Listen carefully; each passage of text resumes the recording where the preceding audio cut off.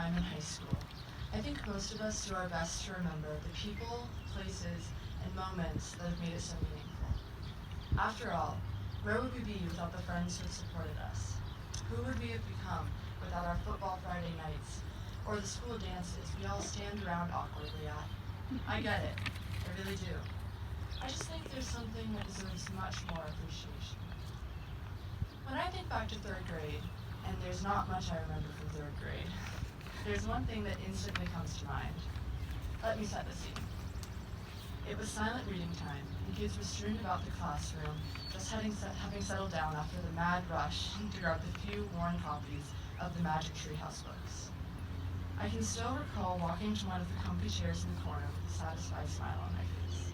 I had indeed managed to snag one of these literary masterpieces and say no.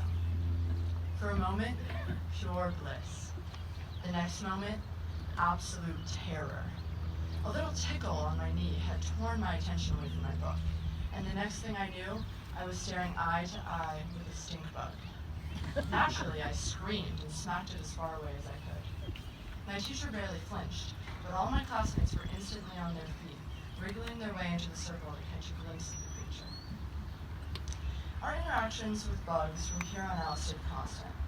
Whether it be the silverfish infestation in the middle school band room, or the ants that students harbored in their desks, someone would see the creepy crawler, scream, and the class would erupt into chaos. It was fantastic. And I guess it's true what they say about shared trauma. It really does bring you closer than ever. Even after the teachers would calm us down, we'd still be shooting quick, horrified glances to one another, and it would be the very first thing I'd tell my parents when I got home from school that day. I became attached to these little moments, the small pieces of the day where we could laugh, yell, and generally have a good time together.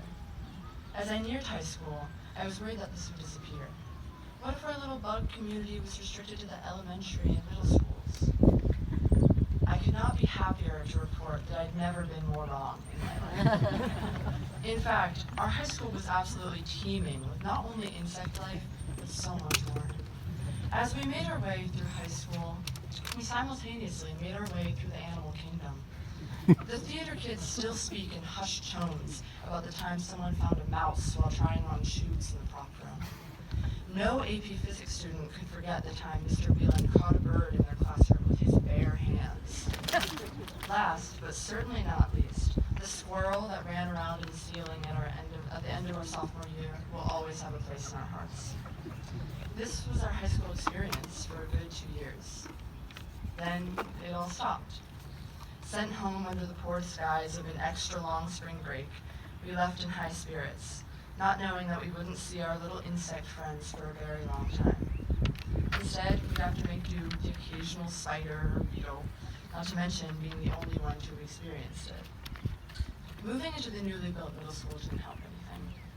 Having left our little ecosystem behind, the class of 2022 now had the responsibility to create the same warmth and spirit that had filled our halls all those years ago. It was difficult, but during the course of this year, I've seen everyone doing their best. The band seniors brought back traditions that had been lost during the pandemic.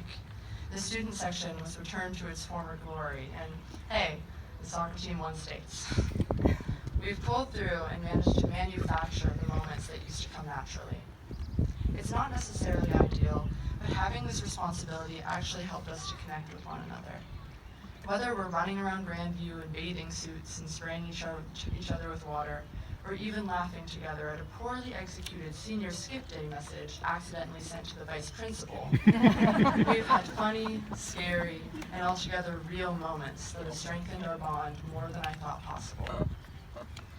The bugs are in our rear view now. As much as I'll always think back fondly on my itty-bitty invertebrates, they aren't, and never will be, the reason we stayed so close. It's the shared determination that we all have to make Grandview feel like Grandview, even after watching close friends graduate, moving into new buildings, and having a global pandemic separate us. Spending the past 17 years in this community, I know how important the idea of connection is to our graduating class.